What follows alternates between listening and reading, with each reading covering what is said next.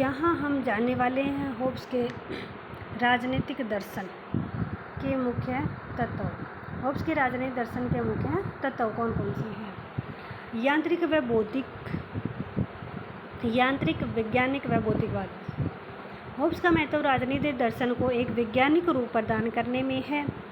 उसने अपने दर्शन में निरंकुशतावाद तथा धर्मनिरपेक्षता के लिए एक वैज्ञानिक आधार तैयार किया और भौतिक विज्ञान के रूप में प्रस्तुत होने वाले पद्धति को दर्शन व राजनीतिक चिंतन का आधार देकर राजनीति को विज्ञान का रूप प्रदान किया।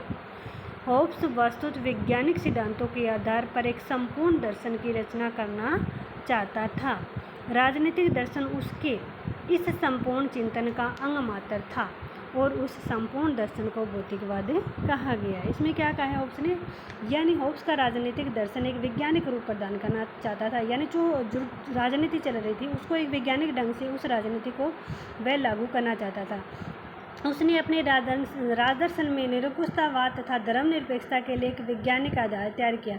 यानी उन्होंने एक जो राजदर्शन था, राजा होगा वो एक निरंकुशतावाद हो, धर्मनिरपेक्षता के लिए वैज्ञानिक यानी विज्ञान के आधार पर एक आधार तैयार किया था। भौतिक विज्ञान में प्रस्तुत होने वाली पद्धति को दर्शन व राजनीतिक चिंतन का आधार देकर राजनीति को विज्ञान का रूप प्रदान किया। यानी वह राजनीति में भी क्या लाना चाहता था? वैज्ञानिक पद्धति या भौतिकवादी जैसी पद्धतियों को लागू करना चाहता था, यानी जो संपूर्ण लोगों पर लागू हो।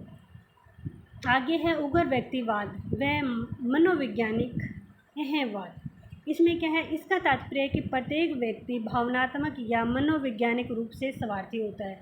उग्र व्यक्तिवाद व मनोवैज्ञानिक अहंवाद यानी व्यक्ति क्या होता है? हर व्यक्ति को कैसा होता है? भावनात्मक या मनोवैज्ञानिक रूप से स्वार्थी होता है, चाहे वह कोई भी व्यक्ति हो। किसने कहा था? होब्स ने।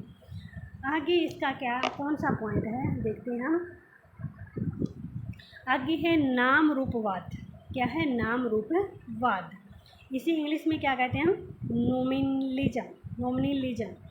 नाम रूपवाद चेतना जगत की बजाय जड़ जगत यानी भौतिक जगत को ही सत्य मानता है। होब्स भी किसी भी पाराभौतिक व ईश्वरीय जगत का अस्तित्व नहीं मानता।